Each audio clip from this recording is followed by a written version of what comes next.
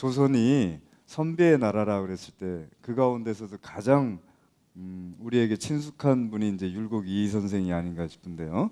율곡 선생님 하면 가장 우리가 이해해야 될 것은 도학자라는 겁니다. 도학이라고 하는 것은 공맹의 사상을 배우겠다라고 하는 그런 성리학을 기반으로 한 유학입니다. 또 한 가지는 경세가라고 제가 붙였는데, 경세라고 하는 것은 이 세상을 잘 다스린다라고 하는 그런 의지를 가진 사람을 뜻합니다. 오늘 제가 강의를 통해서 여러분들께 말씀드릴 내용도 바로 그 두 가지 내용입니다.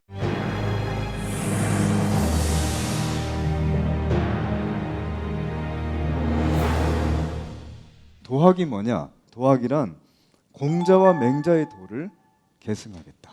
공자가 말했어요. 모든 사람들을 인간으로 대접하는 나라를 만들어야 된다고. 그러니까 당시 통치자가 물었습니다. 내가 왜 그래야 되는데? 그래서 들고 나온 게 어질인자입니다. 모든 사람들은 본성은 어질다. 그러니 어질게 대접받아야 한다. 네가 거기 있는 이유는 모든 사람들을 어질게 대접하는 사회를 만들기 위한 것이다. 두 번째는 뭐냐?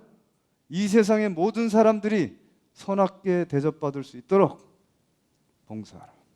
그게 바로 공맹의 확신이었습니다. 그리고 그것을 주자가 이어받았고 바로 우리의 퇴계율곡 선생님과 같은 한국의 선비들이 이어받은 겁니다. 우리나라의 성리학은 모두 다 주리론입니다. 인간의 본성은 천리와 같다라는 뜻이에요. 그러니 어떤 누구도 인간을 함부로 개돼지 취급할 권리가 없다. 그래서 조선에서는 그 수많은 사화가 벌어졌죠. 왕이라고 해도 그런 것은 왕으로 취급하지 않았어요. 권력자들에게 덤벼들었습니다. 무어, 갑자, 기묘, 을사 수없이 사화가 터졌죠. 그때마다 수없이 많은 선비들이 목숨을 잃었습니다. 그러니 그 당시에 젊은이들은 어떻게 해야 하냐고요. 내가 열심히 공부해서 이 세상에 나가서 내가 뭘 해야 됩니까? 권세가들에게 줄을 대는 게 훨씬 낫죠. 그런 식의 퇴계가 다시 기치를 든 겁니다. 지금 당장은 안 되더라도 우리가 그런 사람들을 다 길러서 일반 백성들을 위해서 헌신할 수 있는 사람을 길러내야 되겠다. 그래서 퇴계 선생이 교육자인 겁니다. 그래서 교육에 치중을 하기 시작했어요. 그 퇴계 선생을 율곡 선생이 찾아가신 거고 23살 때. 그리고 그 꿈을 이어받으려고 한 거죠. 그래서 제가 맨 처음에 말씀드렸던 대로 율곡 선생은 두 가지를 분명히 이해하셔야 됩니다. 그분은 누구지? 도학자다. 도학이 뭐지? 인간의 어진 본성을 확신하고 모든 인간이 어질게 살아갈 수 있도록 봉사하라고 하는 학문을 하신 거야.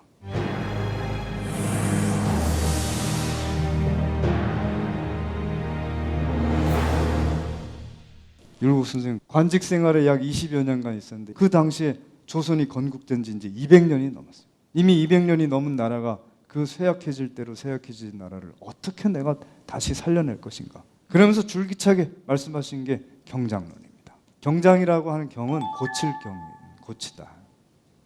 장이라고 하는 건 베풀다. 널리 확산시키다. 경장은 뭐예요? 개혁해서 이 세상을 좀 더 좋은 세상으로 만들겠다. 개혁은 항상 힘듭니다. 왜냐하면 그 시대마다 기득권을 누린 사람들이 있어요.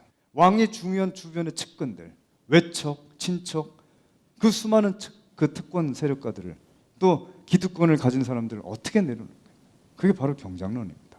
사람이 아프면 치료해야 되는데 치료할 때를 놓치면 병을 키운다. 그러니 경장을 해야 된다고 그렇게 말했어요. 경장은 나라를 살리는 명약이다. 그리고 두 번째는 뭐예요? 그렇게 하려면 조제보암을 해야 한다. 여러분들이 약국 가면 조제실이 있죠? 조제가 뭐예요? 조는 고르게 하다, 균평하게 하다 이런 뜻이에요. 제는 이것저것 잘 섞어는데 내가 유력자가 돼서는 사람들을 누굴 쓰지? 할 때 보면 이게 내 편이 아니요. 이렇게 되면 어떻게 돼? 조제할 수 있어요? 율곡 선생님 그럴 수 있는 사람들로 조정을 만들고 그런 사람들로 하여금 일사불란하게 개혁을 추진할 수 있는 체제를 만들자. 그래서 율곡 선생님은 우수한 인재들로 하여금 경제사를 설치하자고 주장했어요. 이 나라가 병이 어디에 걸렸냐? 그걸 제일 잘 알고 있는 엘리트들의 집단을 만들어서 정책을 결정하고 그것을 시행해 나가는 엘리트 집단을 충실하게 국가에서 밀어줄 것이며 그들이 과연 잘한지 잘못한지는 모든 사람들의 공론을 100% 열어서 모든 사람들이 비판할 수 있는 길을 열어라. 그래서 선조 초기부터 경장을 주장하기 시작하시고 수많은 동호문답이나 그 성악지벼나 수없이 글을 쓰셨습니다. 율곡 선생은 선양민 후교화라는 캐치프레이즈를 걸었습니다. 인간이 인간답지 못하게 사는 것은 뭐야? 인간답지 못하는 세상이 속에서 살기 때문이에요. 그래서 본의 아니게 실수도 하고 나쁜 짓도 하는 건데 그걸 개인의 책임으로만 묻는 것은 정치인의 도리가 아니다. 그래서 선양민, 먼저 백성들이 인간답게 살 수 있는 세상을 만들도록 불철주야 노력하라.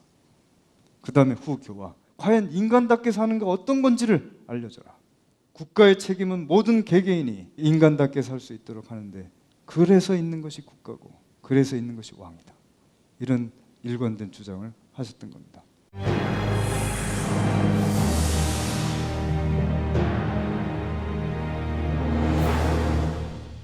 어떻게 현실을 개혁하냐?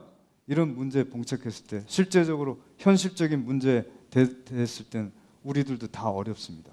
그래서 율곡 선생님 두 가지 원칙을 제시했습니다. 첫 번째는 대원칙에 따라서 할 경우와 현실 상황에 맞춰서 해야 될 경우, 그걸 종본, 근본에 입각해서 해야 될 경우, 또 하나는 종사의원, 현실에 입각해서 해야 될 경우. 종본은 뭐야? 인간으로서의 도리, 정본과 정신, 근본 바른 도리, 내 인간으로서의 바른 마음, 본심. 그 마음이 뭐라 그랬죠? 어질고 착한 마음으로 해야 할 경우가 있다. 또 종사는 뭐야? 구체적인 경우에 맞춰서 해야 될 경우가 있다. 근데 대부분의 사람은 편한 대로 합니다. 한쪽에서는 너는 현실을 모르지, 이쪽에서는 너는 원칙을 왜 자꾸 어기는 거야. 어떻게 합일이 됩니까? 그래서 율곡 선생님 말했어요. 경중과 완급을 따지라고. 그것은 누가 해야 되지? 바르고 착한 사람이 해야지. 늘 이해 득실만 따지는 사람에게 맡겨놨다가는 저걸 뒤집어서 할 텐데. 둘째는 옳음과 이로움이 두 가지가 항상 갈등 관계예요. 이해에 급급하면 시비를 돌아보질 않아. 시비에 급급하면 이롭고 해로움을 따지잖아. 그래서 율곡 선생의 경장론의 핵심을 정리하면요, 득중합이라고 할 수 있습니다. 이 시대와 상황에 맞춰서 옳음의 소재가 어디 있는지를 볼 수 있게 하려면 어떻게 된다고? 먼저 득중해야 한다고. 득중이 뭐죠? 내 어질고 착한 마음으로 돌아가라. 어질고 바른 사람에 의해서 상황의 현실 논리를 명철하게 꿰뚫고 합의해서 추진해갈 수 있는, 보합 제조할 수 있는 사람. 그런 방책, 그것만이 조선을 구할 수 있다. 이게 율곡 선생의 학술이고 정치고 평생의 비전이었고 우리들 후손을 위해서 자기 인생을 헌신하신 겁니다. 앞으로 여러분들이 전 세계 어디를 가든 율곡 선생, 퇴계 선생 자랑하세요.